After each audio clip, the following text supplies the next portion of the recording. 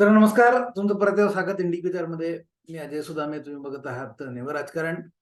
सर्वप्रथम आज तुम्हाला दिवाळीच्या हार्दिक शुभेच्छा. आता जेव्हा मी हे रेकॉर्डिंग करतो आहे तेव्हा तुम्हाला थोडासा मधनं बॉम्बचा फटाक्यांचा आवाज येईल आणि तो या रेकॉर्डिंग मध्ये थोडंसं डिस्टर्बन्स होईल त्यांनी, पण मला वाटतं त्यांनी तुम्हाला तसा काही फारसा फरक पडणार नाही. कर्मधर्म संयोगाने मी अशा एरियात राहतो की जिथे पुरोगामित्वाचा आम्ही वारं सुद्धा कधी आजपर्यंत खेळू दिलेलं नाही. त्याच्यामुळे हे फटाके आम्ही न घाबरता वाजवतो. इथे आम्हाला काही कोणी थांबवू शकणार नाही, कोणाचंही सरकार असलं तरी असो. तर मित्रांनो, आता एक जी लेटेस्ट घटना 2 दिवसापूर्वी घडली आहे ती ही की ज्याच्यामुळे हा व्हिडिओ ज्याच्यावर बेस्ट हा व्हिडिओ आहे, ती घटना ही की अजित पवार हे सुनील तटकरे आणि प्रफुल्लभाई पटेल यांना घेऊन दिल्लीला जाऊन अमित शहांना, देशाचे गृहमंत्री अमित शहांना भेटलेले आहेत. याच्यात जी नोट करण्यासारखी घटना जी मला वाटते ती ते देवेंद्र फडणवीसांना न घेता ते दिल्लीला जाऊन आले. मात्र 5-7 दिवसापूर्वी देवेंद्र फडणवीस आणि एकनाथ शिंदे हे दिल्लीला गेले होते. त्यावेळेला अजित पवारांची प्रकृती चांगली नाही, त्यांना डेंग्यू झालेला आहे असे सांगण्यात आले होते. आणि मला वाटतं मित्रांनो, याच्यात काहीतरी ज्ञानबाजी मेघ आहे म्हणून हा व्हिडिओ. आणि या सगळ्याचा संबंध बिहारच्या राजकारणाशी आहे. म्हणजे नॅशनल पॉलिटिक्सशी तर आहेच, पण बिहारच्या राजकारणाशी असा काहीतरी संबंध आहे म्हणून मथळा असा आज दिलेला आहे. अजित पवार दिल्लीमध्ये, दिल्लीचे राजकारण बिहारमध्ये आणि बिहारचे महाराष्ट्रात. तुम्ही मागच्या काही दिवसात जिसकी जितनी संख्या भारी उसकी उतनी हिस्सेदारी अशी ही घोषणा राहुल गांधींच्या तोंडून बरेच वेळा ही घोषणा, हे वाक्य ते मागचे 5 वर्ष मागे, 7 वर्ष मागे, 10 वर्ष मागे असं बोलत नव्हते. ते हे मागच्या 6 महिन्यात 9 महिन्यात बोलायला लागले आहे असं माझं ऑब्झर्वेशन आहे. आता याचा मी काढलेला साधा सरळ सोपा अर्थ हा की ज्या जाती समूहाची जेवढी संख्या जास्त असेल, लोकसंख्या जास्त असेल, तेवढे त्या जाती समूहाला शिक्षणामध्ये, राजकारणामध्ये आणि नोकऱ्यांमध्ये तेवढं प्रतिनिधित्व मिळालं पाहिजे. हा मी काढलेला अर्थ आहे. तुम्हाला याचा अजून काही दुसरा अर्थ लागत असेल तर मला नक्की कमेंट बॉक्समध्ये लिहून कळवावा. आता राहुल गांधी हे जे बोलतात, याला जर का सरकारनी, जे कोणतं सरकार असेल त्यांनी जर का याला शिक्षण क्षेत्रात लागू करण्याचा प्रयत्न केला तर काय होईल हे मी तुम्हाला एक उदाहरण देऊन समजून सांगू इच्छितो मित्रांनो. आता असं बघा की एका इंजिनिअरिंग कॉलेजमध्ये किंवा एका युनिव्हर्सिटीमध्ये 1000 जागा आहेत. या 1000 जागांकरता 5000 12वी उत्तीर्ण झालेली मुलं ते आपले आवेदन पत्र पाठवतात. आजच्या जी अरेंजमेंट आहे, आताची जी व्यवस्था आहे त्याप्रमाणे या 1000 पैकी साधारणपणे 600 जागा आहेत या आरक्षित आहेत. 50-52% हे जातीनुसार दिलेलं आरक्षण आहे आणि उरलेलं 10% हे इकॉनॉमिकली बॅकवर्ड क्लासेस, EWS जो क्लास आहे त्यांना हे दिलेलं आरक्षण आहे. 60-62% आहे. मला वाटतं आपण समजण्याकरता सोपं व्हावं म्हणून 60% धरू. तर 1000 पैकी 600 जागा या आरक्षित आहेत. उरलेल्या 400 जागा या ओपन आहेत. आता यातल्या ज्या 400 जागा आहेत ओपन मधल्या, त्या सरळ सरळ ज्या विद्यार्थ्यांना सगळ्यात जास्त जे गुणांनी उत्तीर्ण झाले असतील त्यांना त्या जागा देण्यात येतील. उरलेल्या 600 जागा आतापर्यंतचं जे रिझर्वेशनचं, जे आरक्षणचं, जी वेगवेगळ्या जाती समूहांना जे पर्सेंटेज ठरवून दिलं आहे त्यानुसार त्यांना देण्यात येईल, ज्यांना 12, 15, 13, 7 काय असतील ते. आता असं न करता जे राहुल गांधी म्हणतात आहे ते जर का करायचं ठरवलं, म्हणजे जिसकी जितनी संख्या भारी उसकी उतनी हिस्सेदारी. आता असं बघा की एक समजा कुठलं मराठवाड्यातलं कॉलेज आहे, त्या मराठवाड्यातल्या कॉलेजमध्ये त्या एरियामधनं ऍडमिशन झाले है ना, आणि त्या एरियामधल्या तिथले जे क्लर्क होते किंवा तिथले काय जे प्राचार्य होते किंवा तिथली जी काय अरेंजमेंट होती त्याच्यामध्ये माळी समाजाचे जास्त लोक होते. आणि या 1000 जागांकरता 2000 आवेदन पत्र ही माळी समाजाची ऍक्सेप्ट करण्यात आली. बरोबर. म्हणजे आता मी तुम्हाला जे सुरुवातीला जे प्रपोर्शन सांगितलं होतं त्यानुसार 5 जागा 5 विद्यार्थ्यांनी अप्लाय केलं की त्यातल्या एका विद्यार्थ्याला जागा द्यावी लागेल.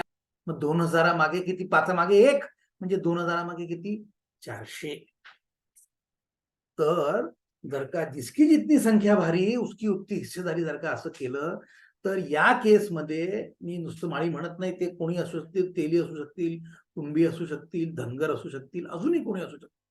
तर समजा अशा या केसमध्ये या 5000 आवेदन पत्रांपैकी जर का 2000 आवेदन पत्र ही एकाच समाजाची आली तर त्यांना 400 जागा द्यायच्या का, की आजपर्यंत जे पर्सेंटेज ठरवून दिलेलं आहे ते द्यायचं. आता हे मी तुम्हाला तुम्हाला मी इंजिनिअरिंगचं उदाहरण दिलं. हेच उदाहरण तुम्ही डॉक्टर MBBS ला लावा, अजून कुठल्या क्षेत्रात लावा, नोकऱ्यांना लावा. मग याचा अर्थ काय, राहुल गांधी जे बोलतात त्याचा अर्थ मित्रांनो काय, तर हे जे राहुल गांधी जे बोलतात त्याचा अर्थ अतिशय खतरनाक आहे आणि तो समाजाला विघटनाकडे घेऊन जाणार आहे. जर का राहुल गांधी जे बोलतात ते जर का अप्लाय करायला सुरुवात केली तर मित्रांनो आपल्या समाजामध्ये कोलाहल माजल्याशिवाय राहणार नाही. इथे मी माळी समाज असं म्हटलं होतं किंवा अजून तुम्ही कुठलाही समाज द्या, पण समजा हे न होता राहुल गांधींच्या पक्षाकरता मतदान करणारा एक समाज विशिष्ट समाज आहे. इथे माळी, कुणबी, तेली किंवा धनगर किंवा समाजाऐवजी समजा या या विशिष्ट समाजाची ही 2000 आवेदन पत्र आली तर मग काय होईल. आजच्या अरेंजमेंट प्रमाणे ही जी आवेदन पत्र येतात रिझर्व्ड कॅटेगरीत सुद्धा ती आवेदन पत्र आली की ती त्या रिझर्व्ड कॅटेगरीत सुद्धा त्या गुणवत्तेप्रमाणे त्यांना ऍडमिशन मिळतात, नुसते त्यांचे भारी नंबर आहे म्हणून नाही. ती जी काय रिझर्व्ड कॅटेगरी असेल किंवा ओपन मध्ये सुद्धा त्या विद्यार्थ्यांची आवेदन पत्र आल्यानंतर त्याच्यातला जो सगळ्यात जास्त मेरिटोरियस असेल, त्याच्यातला सगळ्यात जास्त ज्यांना जी मार्क मिळाले असतील त्यांनाच ती ऍडमिशन देण्यात येते. तुमच्या समाजाचे जास्त ऍप्लिकेशन आहे म्हणून तुम्हाला ऍडमिशन मिळेल असं नाही, पण जे राहुल गांधी मिळतात त्याचा अर्थ हा आहे. आणि जो तुमच्या माझ्यासारख्या साध्या रोज मेहनत करून पोट भरणाऱ्या माणसाला समजत नसला तरी त्या विशिष्ट समाजाच्या लोकांना बरोबर समजतो. आणि म्हणून तुम्ही IAS जिहाद, इंजिनिअरिंग जिहाद, एज्युकेशन जिहाद हे ऐकलं असेल. तर जे राहुल गांधी बोलतात ते आपल्या समाजाकरता अतिशय घातक आहे. आपल्या देशाला ते अजून एका विघटनाकडे, अजून एका पार्टिशनकडे घेऊन जाऊ शकतं. 1947 मध्ये काँग्रेसनी देशाचे पार्टिशन केले. आता सुद्धा काँग्रेस परत तेच करण्याच्या विचारात आहे का, असं मला कधी कधी वाटतं.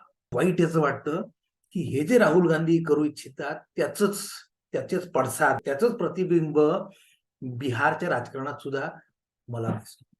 आणि त्याला काय म्हणतात, होल्ड युअर हार्ट्स, वाईट नका वाटून घेऊ. तेच राजकारण महाराष्ट्रात सुद्धा जरांगे पाटील करू इच्छितात आहे. आता हे राजकारण जरांगे पाटील करतात आहे का त्यांचा बोलविता धनी कोणी वेगळाच आहे, पडद्या मागून खेळ कोणी दुसराच करतो आहे, हे मित्रांनो आपल्याला शोधावं लागेल. आणि हे मी तुम्हाला आजच्या व्हिडिओतून नक्की सांगतो. महाराष्ट्राकडे येण्याआधी आपण बिहारमधनं महाराष्ट्रात येऊ. तर या 2 ऑक्टोबरला बिहारमध्ये जातीनिहाय जनगणनेचा जो अहवाल होता तो पब्लिश करण्यात आला. तिथल्या बिहार सरकारने नितीश कुमार आणि तेजस्वी यादव किंवा खरं म्हणजे लालू यादव मिळून हे जे चालवतात त्या सरकारने हा रिपोर्ट पब्लिश केला. आणि त्या रिपोर्टनुसार बिहारमध्ये 63% जनता ही मागास आहे. त्यातले 36% जनता ही ओबीसी आहे, अदर बॅकवर्ड क्लासेस, आणि 27% ही EBC आहेत, म्हणजे इकॉनॉमिकली बॅकवर्ड क्लासेस. म्हणजे प्रत्येक 3 पैकी 2 बिहारी हे मित्रांनो मागास आहेत. पुढे चला, एवढ्याने झालेलं नाही. अहवाल असं म्हणतो की बिहारमधील 34% म्हणजे 3 पैकी 1/3 कुटुंबाचे मासिक उत्पन्न 6,000 रुपयापर्यंतच आहे. म्हणजे मित्रांनो दिवसाचे 200 रुपये, महिन्याला 6,000 म्हणजे दिवसाला 200 रुपये. पुढे सर्वेक्षणात असे सुद्धा दिसून आले आहे की 30% कुटुंबांचे मासिक उत्पन्न हे 6,000 ते 10,000 रुपये इतकेच आहे. एकूणच 63% पेक्षा जास्त कुटुंबांचे मासिक उत्पन्न हे केवळ 300 रुपये आहे. म्हणजे 200 ते 300 रुपये दिवसाला, 200 ते 300 रुपये हे एका कुटुंबाचे उत्पन्न आहे. आणि म्हणून मित्रांनो नरेंद्र मोदींनी परत पंतप्रधान नरेंद्र मोदींनी 80 करोड लोकांना अन्न वाटायचा निर्णय कंटिन्यू केलेला आहे. जो कोरोनापासून केलेला होता तो विनामूल्य 80 करोड जनतेला अन्न वाटायचा त्यांनी तो निर्णय चालू ठेवलेला आहे. तुम्ही पत्रकार लोक किती हसा, कोणी काही म्हणा, पण ही आपल्या देशाची स्थिती आहे. आणि बिहारची मित्रांनो लोकसंख्या महाराष्ट्रापेक्षा जास्त आहे, जवळजवळ 14 करोड है ना. 14 करोड की 2/3 लोकांना या अन्नाची गरज आहे. आता मित्रांनो थोडस म्हणजे कंपॅरिझन ही याच्याकरता मी एकच आकडा महाराष्ट्राशी कम्पेअर करू इच्छितो किंवा काही राज्यांशी कम्पेअर करू इच्छितो, बाकी म्हणजे तुम्हाला लक्षात येईल की ही स्थिती किती खतरनाक आहे. आता असं बघा की आपल्या महाराष्ट्रात सुद्धा आपल्याला गरिबी दिसते. महाराष्ट्र हा भरपूर संपन्न खूप संपन्न राज्य आहे. वन ऑफ द टॉप मला वाटतं 5-7 मध्ये येत असावा. आता असं बघा की महाराष्ट्राचे per capita GDP, per capita म्हणजे पर पर्सन जे जीडीपी आहे ते 2,15,000 रुपये आहे. 2,15,233.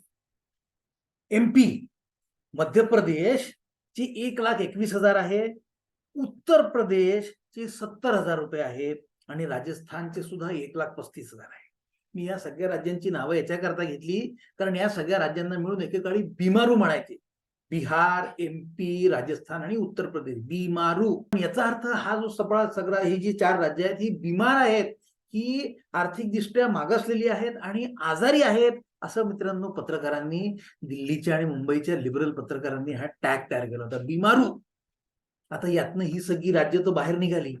जसं मी तुम्हाला सांगितलं उत्तर प्रदेशचं सुद्धा जे इन्कम आहे, उत्तर प्रदेश एवढा प्रचंड आहे, त्याची पॉप्युलेशन बिहारपेक्षा डबल आहे, जवळजवळ 22-23 करोड आहे, तरी त्यांचं इन्कम आता 71,000 रुपये झालं. बिहारचं आजही पर कॅपिटा जीडीपी मित्रांनो 50,000 रुपयाच्या कमी आहे, 49,470 आहे. तर ही बिहारची अवस्था आहे. थोडीशी तुलना लक्षात ठेवा. महाराष्ट्राचं पर कॅपिटा जीडीपी 2,15,000, बिहारचे 49,470. मग कदाचित तुम्हाला एवढे बिहारी महाराष्ट्रात का दिसतात याचं उत्तर समजायला सोपं होईल. कमाल ही की आता ज्या सरकारने हा रिपोर्ट आणला आहे दाखवण्याकरता की बिहार अतिशय गरीब आहे, बिहार भयंकर गरीब आहे. बिहारमध्ये 6,000 रुपये एका कुटुंबाचं इन्कम असलेले, 6 ते 10,000 एका कुटुंबाचं इन्कम असलेले कुटुंब 63% आहेत. हे ज्या सरकारने रिपोर्ट आणला मित्रांनो, ते सरकार मागची 35 वर्ष म्हणजे 1990 ते मी हा बोलतोय हा दिवस 2024-2023 हे 33-34 वर्ष हेच सरकार राज्य करत आहे. आश्चर्य वाटलं? असं बघा 1990 साली लालू प्रसाद यादव बिहारचे मुख्यमंत्री झाले होते. त्यानंतर परत ते 5 वर्षांनी मुख्यमंत्री झाले. त्यानंतर नितीश कुमार झाले आणि मग या दोघांनी मिळूनच मागची 33 वर्ष बिहारवरती राज्य केलेले आहे. आणि आजही तीच दोघं राज्य करतात. म्हणजे तेजस्वी यादव, लालू प्रसाद यादवचे पुत्र, हे डेप्युटी चीफ मिनिस्टर आहेत, नितीश कुमार मुख्यमंत्री आहेत. तर डिफॅक्टो लालू प्रसाद यादवच राज्य सुरू आहे. मागची 34 वर्ष हीच दोघं राज्य करतात आहे आणि हीच दोघं, हेच सरकार हा रिपोर्ट बाहेर आणते की बिहार गरीब आहे. मग तुम्ही इतकी वर्ष तिथे काय करत होता? आज स्वातंत्र्य मिळून 75 वर्ष झालं, त्यातले 50% ऑफ टाइम 34 वर्ष तर तुम्हीच राज्य करत होते आणि तुम्हीच रिपोर्ट छापता की बिहार गरीब आहे. आणि मग त्याच्यावर सोल्युशन काय मित्रांनो? तर आरक्षण. आरक्षण कशामध्ये? शिक्षणामध्ये, नोकऱ्यांमध्ये, सरकारी नोकऱ्यांमध्ये. आता असं लक्षात घ्या की बिहारमध्ये ज्या लोकांना सरकारी नोकऱ्या लागल्या आहेत त्यांचा टक्का किती आहे? 1.8%. मला वाटतं 1.74 आहे, पण ठीक आहे, 1.8% एवढ्या लोकांना सरकारी नोकऱ्या लागल्या आहेत. मग जर का तो एवढा जर का छोटासा आकडा असेल तर तो नितीश कुमार हे म्हणतात की हा त्यांनी रिपोर्ट जो टेबल केला, अहवाल त्यांनी पब्लिश केला, ते म्हणतात की जे रिझर्वेशन आता आहे 62% ते वाढून 75% करा. मित्रांनो त्यांनी काय फरक पडेल? यांनी बिहारची गरिबी कशी काय दूर? जो 1 म्हणजे जर का 62% मिळाल्यामुळे 1.75 1.8% 1.8% लोकांना नोकऱ्या लागल्या असतील तर तो 75% केल्याने किती होईल? 2.5% होईल, 3% होईल समजा काही लॅगिंग इफेक्ट असेल तर.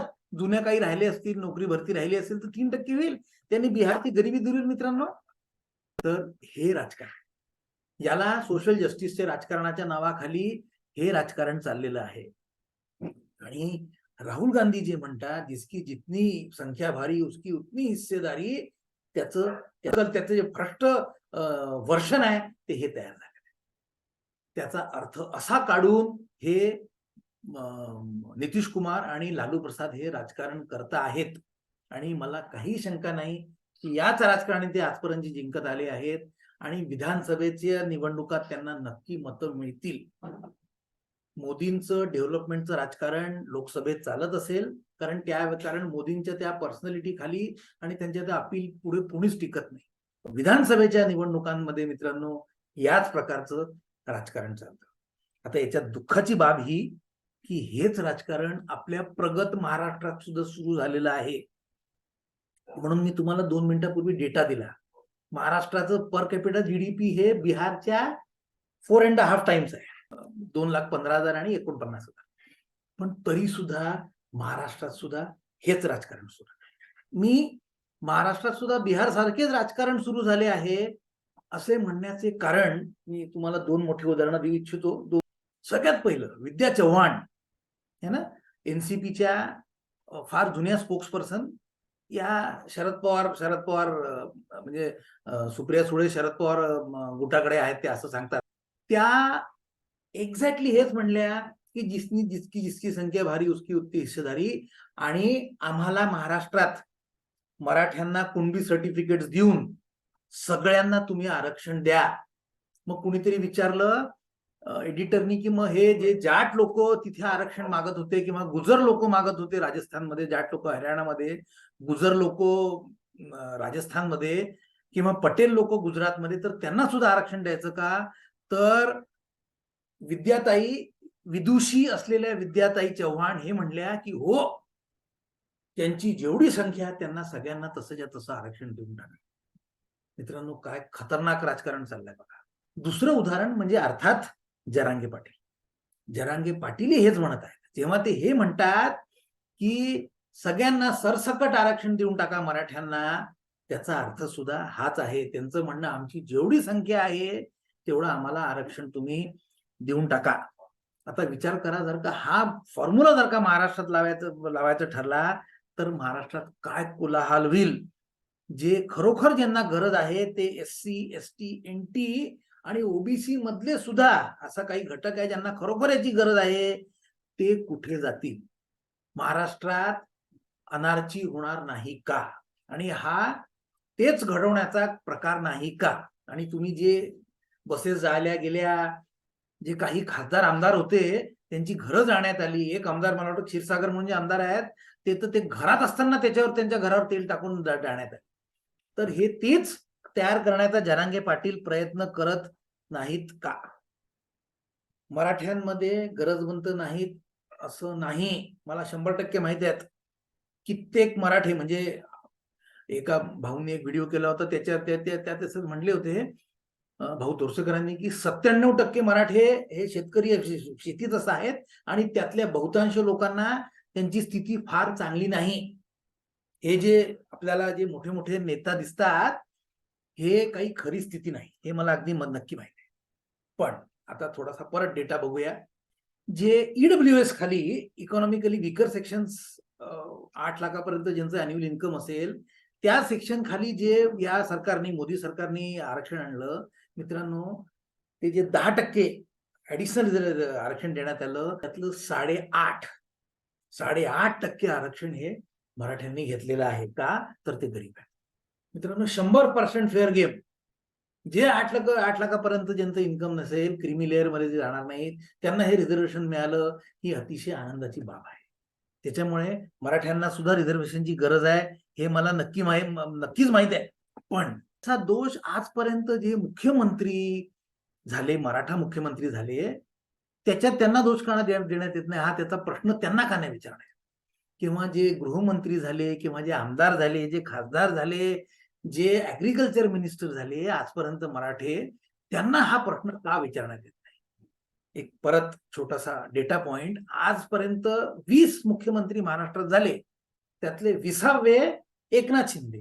मित्रांनो माहित आहे यातले मराठा मुख्यमंत्री किती झाले? 17.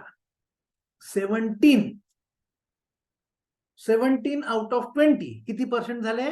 85% मुख्यमंत्री आजपर्यंत मराठा झाले. हा जाब त्यांना का विचारण्यात येत नाही? हा जाब एकनाथ शिंदे आणि देवेंद्र फडणवीसांना का विचारण्यात येतो? आता जे नामदेवराव जाधव आहेत त्यांची व्हिडिओ व्हायरल झाले आणि त्यांना लोक ओळखायला लागले. त्या नामदेवराव जाधवांनी सुद्धा हे अगदी क्लिअरली प्रूव्ह केलं आहे की 1994 मध्ये शरद पवार मुख्यमंत्री असताना त्यांनी ओबीसींना रिझर्वेशन दिलं. नामदेवराव जाधव हे म्हणतात की एक वाक्याचा GR काढला, 1 सेंटेन्सचा GR काढून ओबीसींना रिझर्वेशन देण्यात आलं. त्यांचं ते 11चं 14 केलं, 14चं 30 केलं वगैरे वगैरे. पण त्यावेळी मराठ्यांना रिझर्वेशन का देण्यात आले नाही? कमाल म्हणजे जरांगे पाटील सुद्धा शरद पवारांविरुद्ध एकही शब्द बोलत नाहीत. असं का? हा तुम्हाला योगायोग वाटतो का? मित्रांनो मला योगायोग हा वाटत नाही. मी थोडीशी छानबीन केली तर माझ्या असं लक्षात आलं की 2 दिवसापूर्वी, म्हणजे मी याच्याकरता छानबीन नाही केली, हे तर मी वाचलं, जी छानबीन केलं ते सांगतो पुढे. जरांगे पाटील असं म्हणतात की धनगर, मराठा आणि मुसलमानांची समस्या एकच आहे. आता हे ऐकल्यावर मित्रांनो हसावं की रडावं? पण रडावंच, कारण जसं मी म्हटलं हा योगायोग नाही. बरोबर 9.5 वर्ष मागे एप्रिल 2014 मध्ये निवडणुकाच्या तोंडावरती शरद पवारांनी हेच म्हटलं होतं. त्यांनी हे म्हटलं होतं की मराठ्यांना 16% आणि मुसलमानांना 5% आरक्षण दिलं पाहिजे. नामदेवराव जाधव सुद्धा हेच म्हणतात की दरवेळेला शरद पवार मराठ्यांच्या आरक्षणाचा विषय मिळाला की त्यात मुसलमानांना का आणतात? मग शरद पवारांना मराठ्यांना रिझर्वेशन मिळूच द्यायचं नाही का? आता मला हे सुद्धा खरं वाटायला लागलं. इथे हे प्रश्न संपत नाहीत, अजून प्रश्न आहेत. आता असं बघा की हे आंदोलन खरोखर मराठ्यांना आरक्षण मिळावं म्हणून करण्यात आले होते का? कारण मराठ्यांना आरक्षण मिळू शकत नाही आपल्याला हे सगळं माहित आहे. कुणबी ज्यांच्याकडे सर्टिफिकेट्स असतील त्यांनाच आरक्षण मिळणार. तर कुणबी किती असतील? छगन भुजबळ म्हणतात की रोज बातम्या येतात 10,000, 15,000, मग कुणीतरी म्हणतो की 20,000, असे कसे वाढतात? ते त्यांचं म्हणणं बरोबर आहे. पण मला वाटत नाही की कुणबी सर्टिफिकेट मिळाले तरी सुद्धा एक काही 25-50 हजाराच्या पलीकडे मराठ्यांना आरक्षण मिळतील, कारण की तेवढे सर्टिफिकेट असणार. मग यांनी मराठ्यांच्या आरक्षणाचा प्रश्न सुटणार आहे का? नाही. मराठ्यांना महाराष्ट्र आरक्षण देऊ शकत नाही हे सुद्धा जरांगे पाटलांना चांगलं माहिती आहे. मराठ्यांना आरक्षण कोण देऊ शकतो? जर का हे 50%ची जर का सीमा लांबून पुढे जायचं असेल, तामिळनाडू किंवा बिहार सारखं काही करायचं असेल, तर हे फक्त मित्रांनो केंद्र सरकार आहे तेच हे करू शकतं. मग निशाणा देवेंद्र फडणवीस आणि एकनाथ शिंदेवरती का? तर उत्तर मला वाटतं सिंपल आहे, राजकारण आहे. आता जे येणाऱ्या निवडणुका आहेत, जनरल इलेक्शन्स मध्ये, लोकसभेच्या इलेक्शन्स मध्ये मोदींसमोर आपलं टिकावं लागणार नाही हे या नेत्यांना नक्की माहित आहे. पण मी जसं म्हटलं बिहारमध्ये हे राजकारण करून भाजपला हरवता येईल, तसं हे आपले जे नेते आहेत ज्यांनी आजपर्यंत कधी मराठ्यांना आरक्षण मिळू दिलं नाही, त्यांना हे माहिती आहे की आपण हे असं राजकारण करून देवेंद्र फडणवीसांना भाजपला हरवू शकतो. आता गंमत अशी मित्रांनो, मला या सगळ्या भानगडीमध्ये मला हे कधीच पटलं नाही की अजित पवार हे शरद पवारांपासून वेगळे झालेले आहेत. त्याचं लेटेस्ट उदाहरण म्हणजे या ग्रामपंचायतीच्या निवडणुका झाल्या आणि दिल्लीला जाण्याआधी, म्हणजे देवेंद्र फडणवीसांना हुलकावणी देऊन ते दिल्लीला गेले. त्याच्यानंतर अजित पवारांनी सांगितलं मला डेंग्यू झाला आहे. त्याच्यानंतर ग्रामपंचायतीच्या निवडणुकांचे निकाल आले, त्यात राष्ट्रवादीचा नाणं खणखणीत आहे हे अजित पवारांनी वाजून दाखवलं. भाजपला 725 जागा मिळाल्या तर राष्ट्रवादीला जवळजवळ 425 जागा मिळाल्या. नंबर 2चा पक्ष राष्ट्रवादी म्हणून इमर्ज झालेला आहे. आणि त्याच्याच नंतर दिल्लीला जाण्याआधी अजित पवार हे शरद पवारांना जाऊन भेटले. हा पण योगायोग आहे का? मित्रांनो हा योगायोग नाही. मला असं वाटतं काही दिवसात हे कोडं उकलेल, पण आज जर का काही सांगायचं झालं, गेसिंग वर्क करायचं झालं, तर मला असं वाटतं की अजित पवार शरद पवारांना भेटून अमित शहांशी काहीतरी वाटाघाटी करायला तिथे गेलेले आहेत. या वाटाघाटी एकतर काही ऍडिशनल मंत्रीपद असू शकतात, अजून जे काय 6-9 महिने राहिलेले आहेत त्या दिवसांमध्ये ऍडिशनल मंत्रीपद असू शकतात. मग तुम्हाला जर का अजित पवार या सरकारमध्ये पाहिजे असतील, जे अजित पवार एवढं त्यांचा जे ग्रामपंचायतीमध्ये ज्यांनी एवढे त्या जागा निवडून आणू शकतात ते अजित पवार जर का तुम्हाला लोकसभेच्या इलेक्शनमध्ये तुमच्या बरोबर पाहिजे असतील तर आम्हाला विधानसभेकरता एवढ्या जागा द्या. ही बंदूक घेऊन अजित पवार दिल्लीला गेले आहेत असे मला वाटते. अजून काही दिवसात पुढे हे कोडं नक्की उलगडेल तेव्हा याच्यावर बोलू. पण मी जसं म्हटलं, राहुल गांधी जे राजकारण दिल्लीत बसून जे रिझर्वेशनचं आणि हँडआउट्सचं आणि जिसकी जितनी संख्या भारीवाला राजकारण करू इच्छितात आहे तेच राजकारण बिहारमध्ये होत आहे. वाईट हे की तेच राजकारण मित्रांनो महाराष्ट्रात सुद्धा केलं जातं. प्रगत पुरोगामी महाराष्ट्रामध्ये हेच राजकारण खेळण्यात आलं. तर पुरोगामीत्वाचा मित्रांनो खरा अर्थ तुम्हाला यातनं कळेल असं मला वाटतं. आज इथेच थांबतो. व्हिडिओ आवडला तर लाईक करा, शेअर करा, चॅनलला सबस्क्राईब करा. जय हिंद, जय श्रीराम.